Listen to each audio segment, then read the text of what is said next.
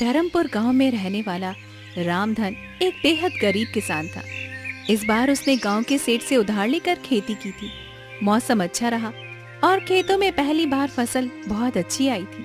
पूरे परिवार में एक उम्मीद जाग उठी थी। देखो सुनीता, इस बार कितनी अच्छी फसल हुई है। भगवान ने हमारी सुन ली। लगता है अब बच्चों को भूखा नहीं सोना पड़ेगा। हाँ रामधन, इस बार मेहनत रंग लाई है। अब अगर फसल सही सलामत कट गई तो कुछ महीनों का चैन मिल जाएगा। पिताजी, क्या इस बार हम स्कूल जा पाएंगे? जरूर बेटा, अब तो तुझे अच्छे कपड़े और किताबें भी दिलवाऊंगा। पिताजी, मेरे लिए क्या लाओगे? बोलो ना पिताजी। तेरे लिए गुड़िया और नई चूड़ियां लाऊंगा। लेकिन शायद किस्मत को ये मुस्काने राज नहीं आई।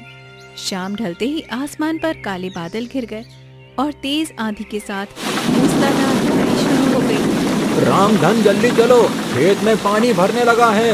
हे भगवान, कहीं सब कुछ न बह जाए। रामधन भागकर खेत पहुंचा। वहां का दृश्य देखकर उसका दिल बैठ गया। खेत पूरा पानी में भर चुका था और सारी फसल भी डूब चुकी थी। अब क्या बचा भगवान? सब कुछ खत्म हो गया। मेरी मेहनत, मेरी उम्मीद सब बह गई। अब बच्चों को क्या खिलाएंगे जी? घर में तो एक मुट्ठी अनाज भी नहीं बचा है। अगले दिन सुबह रामधन सेठ हरिराम के पास गया, जिसके पास से उसने कर्जा लिया था। उसे उम्मीद थी कि शायद सेठ थोड़ा सा समय दे देगा। सेठ जी, बारिश में सब कुछ बर्बाद हो गया।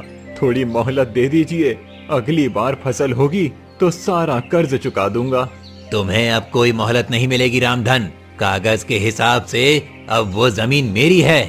सेठ जी, वो मेरी पुश्तैनी जमीन है। आप ऐसा मत करिए। मुझे कागज से मतलब है, भावना से नहीं। अब वो जमीन मेरे नाम है और तुम लोग तुरंत उसे खाली कर दो। रामधन की जमीन भी चली गई और उसके पास अब कुछ भी नहीं बचा था। उसके पास अब ना तो खेत था, ना पैसा और न ही कोई आसरा। सुनीता, अब इस गांव में हमारे लिए कुछ नहीं बचा। चलो जंगल की ओर चलते हैं। शायद वहाँ कहीं से छुपाने की जगह मिल जाए। ठीक है रामधन, अब जैसी तुम्हारी मर्जी। और इसी के साथ एक गरीब किसान अपने टूटे सपनों को समेटे अपने परिवार को लेकर निकल पड़ा, अनजाने अंधेरे की ओर। सेठ ने उन्हें जमीन से भी निकाल दिया था और अब उनके पास न घर का ठिकाना था, न ही खाने के लिए कुछ था। रामधन का परिवार एक बार फिर सड़क पर था। बारिश अब रुक चुकी थी, लेकिन उनके जीवन की बरसात थमने का नाम ही नहीं ले रही थी। चलो सुनीता, अब पीछे मत देखो। जो हो गया उसे सोचने से कुछ नहीं होगा। अब घर नहीं बचा सुनीता, बस जिम्मेदारी बची है इन बच्चों की। इन्हें भूखा नहीं सोने दूंगा, चाहे मुझे कुछ भी करना पड़े। पिताजी, अब हम कहाँ जाएंगे? बेटा, अभी हम एक जगह चल रहे हैं। वहाँ शायद कोई बूढ़े बाबा रहते हैं, जंगल के किनारे पर। सुना है वो अच्छे इंसान हैं। मुझे बहुत भूख लगी है बाबू, मुझे खाना चाहिए। थोड़ा और चल ले बेटा, वहाँ पहुँचते ही कुछ इंतजाम कर लेंगे। रामधन का परिवार गांव से बाहर निकलकर जंगल की ओर बढ़ गया। उन्हें दूर से ही एक टूटी हुई कुटिया दिखाई दी। पास जाने पर देखा वहाँ पर एक बूढ़ा साधु अपनी धुनी रमाए बैठा था। बाबा प्रणाम, हम लोग बहुत मुसीबत में हैं। हमारे पास अब कुछ भी नहीं बचा। बेटा, तुम्हारे चेहरे पर ईमानदारी दिख रही है। तुम चाहो तो इस कुटिया में रह सकते हो। कुछ ज्यादा नहीं है, लेकिन सिर छुपाने की जगह मिल जाएगी। आपका धन्यवाद बाबा, भगवान आपको सुख दे। अब वही टूटी कुटिया उनका नया ठिकाना बन गई थी। अगले दिन सुबह रामधन जंगल में लकड़ी काटने निकला, ताकि बाजार में उसे बेचकर कुछ पैसे मिल जाए। सुनीता, मैं जंगल जा रहा हूँ, लकड़ियाँ काट कर लाऊंगा। फिर उसे बेचकर कुछ सब्जी लाएंगे बच्चों के लिए। जल्दी लौट आना, खाना भी बनाना है और बच्चों को भी कुछ खिलाना है जी। रामधन दिन भर जंगल में पसीना बहाकर लकड़ियां काटता रहा और शाम होते ही उन्हें लेकर बाजार की ओर गया। वहां उसे बहुत कम पैसे मिले, पर उसने कुछ आलू, प्याज और थोड़ा सा आटा खरीद लिया। ये लो सुनीता, कुछ खाने का सामान लाया हूँ। कुछ खास तो नहीं है, लेकिन बच्चों का पेट तो भर जाएगा। तुमने इतना सब किया रामधन, अब तुम हाथ मुंह धोकर बैठो तो मैं तुम्हारे लिए भी रोटियां सेक देती हूँ। माँ, क्या आज गुड़ नहीं आया? आज नहीं बिटिया, लेकिन हम कल जरूर से गुड़ लेकर आ जाएंगे। रात को सभी ने सूखी रोटियों के साथ उबली सब्जी खाई और पहली बार किसी को भी कोई शिकायत नहीं थी। सबकी आंखों में थकान थी, लेकिन उस थकान में भी एक उम्मीद छिपी थी। अब हर दिन ऐसा ही होगा। मैं मेहनत करूंगा और हम सब मिलकर आगे बढ़ेंगे। हमारे पास कुछ भी नहीं है, लेकिन हम एक साथ हैं, यही सबसे बड़ी बात है। कठिनाइयों का पहाड़ उनके सामने खड़ा था, लेकिन रामधन ने हार नहीं मानी। उसका सफर अभी लंबा था, लेकिन उसका इरादा सटीक था। रामधन अब रोज जंगल जाकर लकड़ियां काटता और शाम तक उसे बाजार में बेचकर जो भी मिलता उससे राशन लाता। बच्चों की आंखों में अभी भूख दिखती थी, लेकिन वो अब शिकायत नहीं करते थे। परिवार के लिए संघर्ष अब उनकी आदत बन गई थी। सुनिए जी, जल्दी लौट आइएगा, कल बहुत देर हो गई थी और बिटिया आपके बिना ही सो गई थी। हाँ सुनीता, जल्दी लौटूंगा। आज थोड़ी ज्यादा लकड़ियां लाऊंगा ताकि कुछ पैसे ज्यादा मिल जाएं। पिताजी, आज क्या गुड़ भी लाएंगे? जरूर बेटा, इस बार तेरे लिए गुड़ भी और माँ के लिए एक साड़ी का सपना भी लेकर आऊंगा। और मेरे लिए चूड़ियां। तुम्हारे लिए सबसे सुंदर चूड़ियां बिटिया, बस भगवान थोड़ा साथ दे।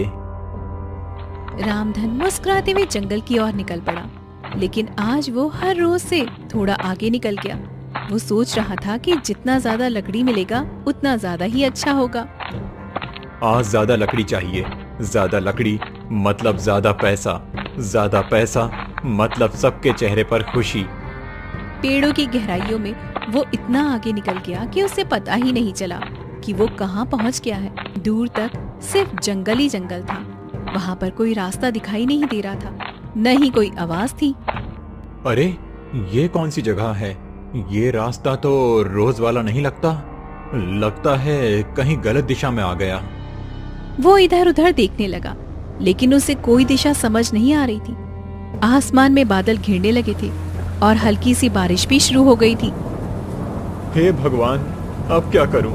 जिस दिशा से आया था वो भी भूल गया। अब कोई रास्ता नहीं सूझ रहा। उधर झोपड़ी में सुनीता बार बार जंगल की ओर देख रही थी। सूरज ढल चुका था, लेकिन रामधन नहीं लौटा। आज बहुत देर हो गई है, अब तक तो वो रोज लौट आते हैं, आज इतनी देर क्यों हो गई है? माँ, पिताजी को कुछ हो तो नहीं गया? ऐसा मत बोल बेटा, वो ठीक होंगे, बस शायद ज्यादा दूर तक निकल गए होंगे। मुझे डर लग रहा है माँ। उधर रामधन थक कर एक पत्थर पर बैठ गया। उसकी आंखें नम हो गई, लेकिन फिर उसने हिम्मत जुटाई और आगे बढ़ा। तभी एक छोटी सी रोशनी दिखाई दी। वो क्या है?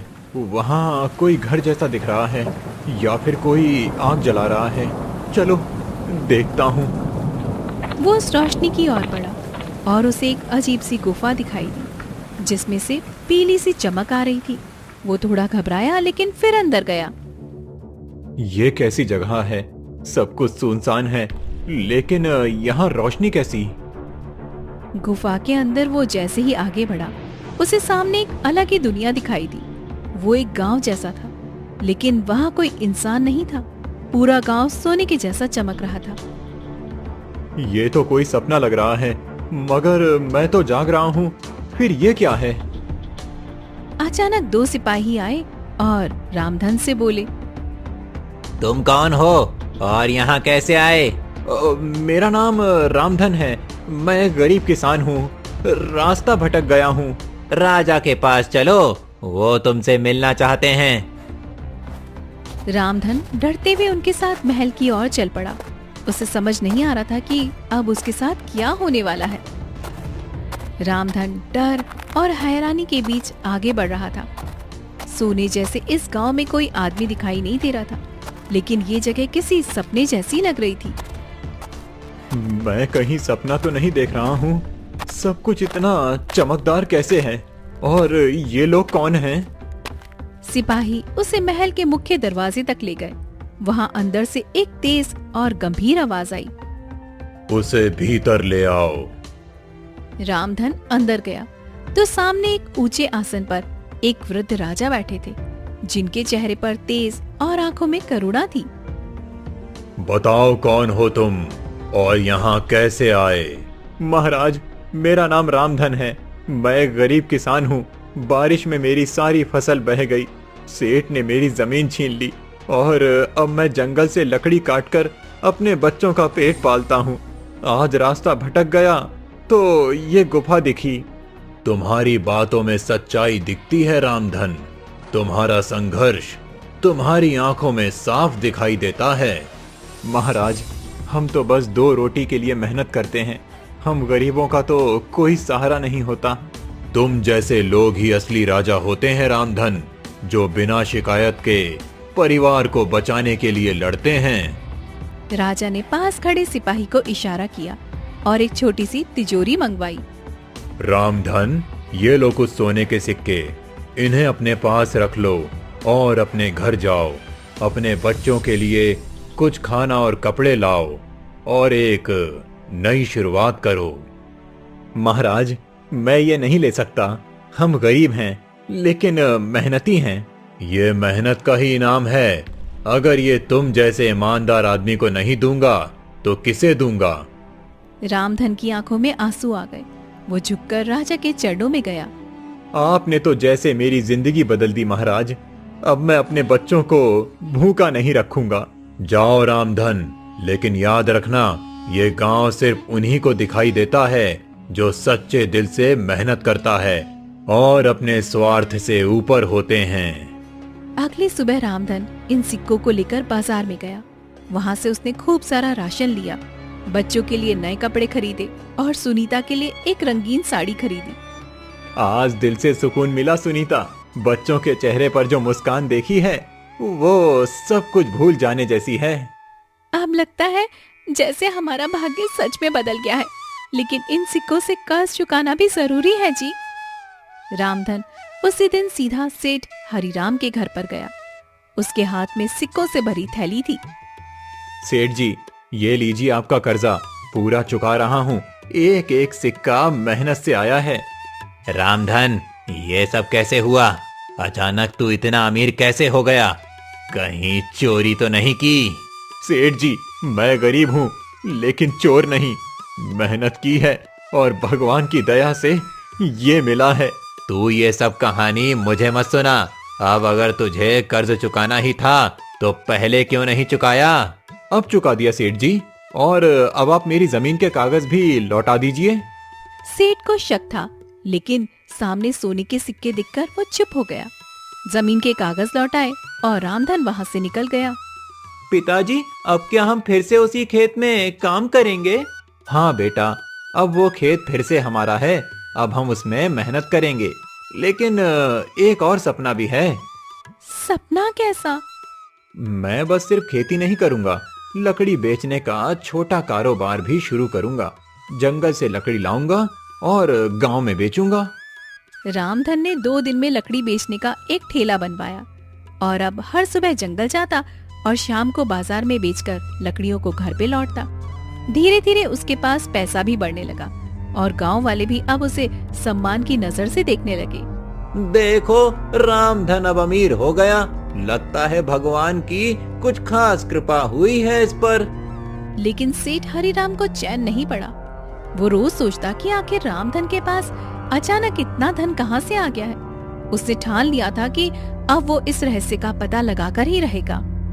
रामधन, अब मैं चुपचाप नहीं रहूंगा। मुझे भी देखना है ये पैसा आया कहाँ से। जरूर कोई राज है। एक दिन रामधन फिर से लकड़ी लेने जंगल गया और उसी रास्ते पर चला गया जिससे गुफा की ओर जाया जाता था। लेकिन पीछे पीछे सेठ भी छिपकर उसके पीछे आने लगा। आज फिर उसी रास्ते से जाऊंगा। राजा जी को धन्यवाद तो देना ही है। तो यही है रास्ता। तू यहीं से गया था, अब तो मैं भी तेरे पीछे पीछे चलूंगा। देखता हूँ क्या खेल है। कुछ ही दूर पर वो गुफा होगी। अब गुफा कहाँ है? दिखाई क्यों नहीं दे रही? लगता है किसी रहस्य में छुपा है सब। वो रही मेरी गुफा, वही जगह जहां मेरी तकदीर पलटी। तो तू यहीं आया था, अब मैं भी आऊंगा और जितना सोना मिलेगा सब मेरा होगा। हे भगवान, बस एक बार फिर उस राजा से मिलना हो जाए। अब तेरा भगवान नहीं, मेरा दिमाग चलेगा। मैं चुपचाप देखूंगा तू क्या करता है। राजा जी, क्या आप सुन रहे हैं? मैं फिर से आया हूँ। किससे बात कर रहा है ये? कोई है क्या भीतर? कौन हो तुम? मैं रामधन हूँ, राजा जी से मिलना है। ये आवाज कहाँ से आई? अंदर कोई सच में है? अंदर आओ, राजा जी तुम्हारी ही राह देख रहे हैं। हैं? ये लोग तो इसे जानते हैं पहले से। ये जरूर कोई बड़ा राज है। मैं बहुत आभारी हूँ राजा जी का, उन्होंने मेरे जीवन को रोशनी दी। अब बहुत देख लिया, अब मेरी बारी है। सेठ धीरे से गुफा की ओर बढ़ा। जैसे ही वो अंदर जाने लगा, एक तेज चमक प्रकट हुई और चारों ओर अंधेरा छा गया। रुको, कौन हो तुम? मैं सेठ हरिराम हूँ, मुझे भी राजा से मिलना है। तुम्हारे अंदर लालच की गंध है, राजा ऐसे लोगों से नहीं मिलते। मैं जानता हूँ रामधन को ये सब कैसे मिला। उसे उसकी ईमानदारी ने दिया और तुम्हें तुम्हारा लालच यहाँ से दूर ले जाएगा। नहीं, मैं भी वही चाहता हूँ जो उसे मिला। तुमने गरीबों की जमीन छीनी और अब उसे भी छीनना चाहते हो। ये जगह तुम्हारे लिए नहीं है। राजा के आदेश पर तुम्हें बंदी बनाया जाता है। नहीं, ये अन्याय है। मैं कुछ नहीं कर रहा था। तुम्हारी सजा तुम्हारे कर्मों से तय हुई है। सेठ को सैनिक पकड़कर अंधेरे में ले गए और गुफा फिर से शांत हो गई। राजा जी, आपने इंसाफ किया। वो आदमी दूसरों की तकदीर चुराता था और तुम दूसरों के लिए मेहनत करते हो। जाओ रामधन, अब तुम अपने जीवन में हमेशा सुरक्षित रहोगे।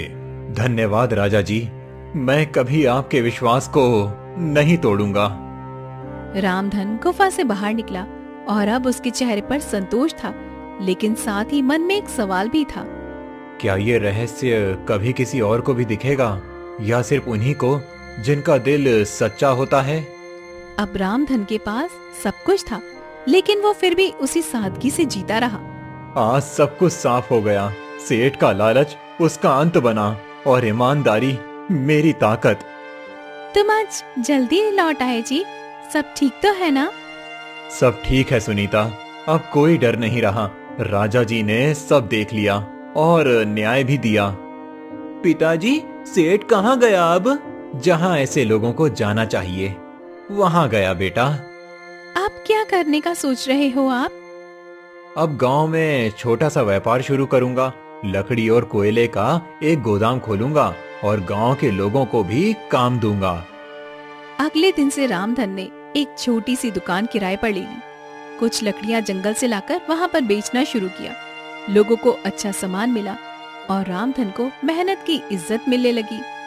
रामधन भाई, तुम्हारा माल तो बढ़िया होता है। अब हमें बाहर नहीं जाना पड़ता। और भाव भी ठीक देते हो, दिल से व्यापार करते हो। हम तो सबके हैं भाई।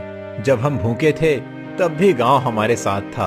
अब हम थोड़ा कुछ कर सकें तो वही सबसे बड़ी बात है। गांव में अब लोग रामधन को सम्मान से देखने लगे। जो कभी सबसे नीचे था, अब सबसे ऊपर बैठा करता था, लेकिन फिर भी जमीन से जुड़ा हुआ था। तुमने सब कुछ सच में संभाल लिया रामधन, मैं बहुत खुश हूँ तुम्हारे लिए। नहीं सुनीता, भगवान ने हम पर भरोसा किया और हमने उस भरोसे को निभा दिया। कोई है बाहर, देखूं? इस वक्त कौन हो सकता है जी? कौन है भाई? रामधन जी, आप ही हैं? हाँ कहिए। मैं राजा जी का दूत हूँ। उन्होंने आपको एक संदेश भेजा है। राजा जी का संदेश मेरे लिए? हाँ, उन्होंने आपको बुलाया है।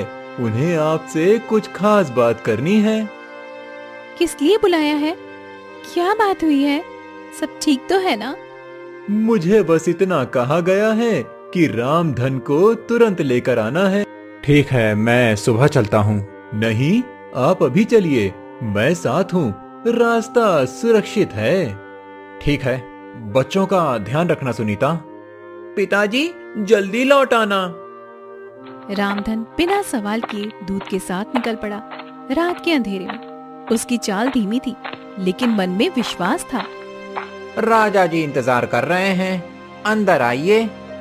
राजा जी ने रात में बुलाया है, जरूर कोई जरूरी बात होगी। आओ रामधन, बैठो। प्रणाम महाराज, आपने मुझे याद किया? रामधन, हम कई दिनों से देख रहे हैं, तुमने जिस तरह से जिंदगी को फिर से खड़ा किया है वो बहुत प्रेरणादायक है। महाराज, आपने जिस दिन मदद की उसी दिन मेरी किस्मत बदली।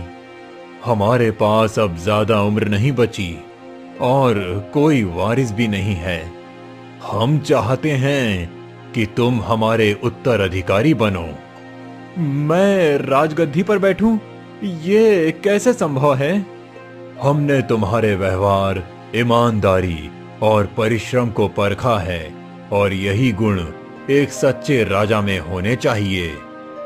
मुझे सोचने का समय दीजिए महाराज।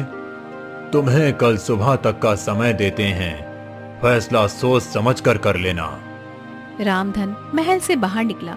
उसके मन में सवालों की बाढ़ थी, लेकिन साथ ही एक नई उम्मीद भी थी। रामधन, क्या फैसला किया तुमने?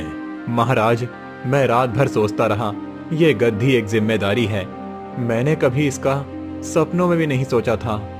लेकिन अगर आप मुझे योग्य मानते हैं तो मैं ये जिम्मेदारी स्वीकार करता हूँ। तुम्हारा ये उत्तर ही साबित करता है कि तुम इसके लायक हो। मैं वादा करता हूँ कि मैं हमेशा गरीबों के साथ खड़ा रहूंगा, किसी के साथ अन्याय नहीं होने दूंगा। महाराज रामधन को राजसी वस्त्र पहनाए जाएं। रामधन को नया वस्त्र पहनाया गया, उसके माथे पर राज तिलक किया गया और उसे सिंहासन पर बैठाया गया। रामधन, क्या ये सच में सपना है? नहीं सुनीता, ये भगवान की मर्जी है। अब हम भूखे नहीं सोएंगे, बल्कि दूसरों की भूख मिटाने की जिम्मेदारी लेंगे।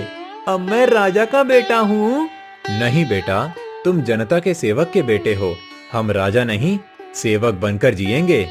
धर्मपुर गांव के उसी गरीब किसान ने, जो बारिश में सब कुछ खो चुका था, आज अपने संघर्ष से राजमहल तक का सफर तय किया था। उसने जिस राजा ने लकड़ी काट कर बच्चों को पाला, वही सही मायनों में जनता का राजा होता है। रामधन ने न तो अमीरी को घमंड बनने दिया, न गरीबी को शर्म। उसने हर परिस्थिति को स्वीकार किया और मेहनत से अपनी तकदीर लिख दी।